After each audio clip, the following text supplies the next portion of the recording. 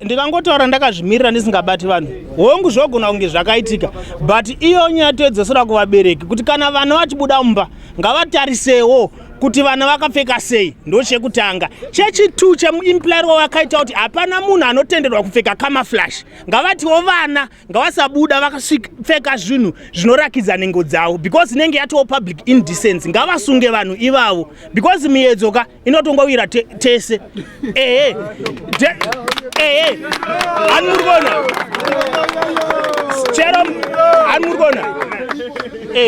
Miedzo chaichaka inosanganwa neso. Mubhaibheri chaiye David kwakangochiva mukadzi waUria ndobva amuendesa kuhondo. Saka kana munhu waMwari wemubhaibheri ko iniwo zvangohwindi ndozoita sei? Saka mapurisa ngaise mutemo unosunga vanhu ivavo vanopfeka zvisina basa because inini ndikamusheeredzwa ndonzi sexual harassment, but ivo vanhu vachona vakapfeka they are also sexually abusing us. Why are they exposing their bodies?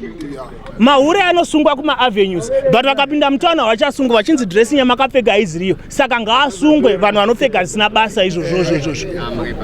Thank you.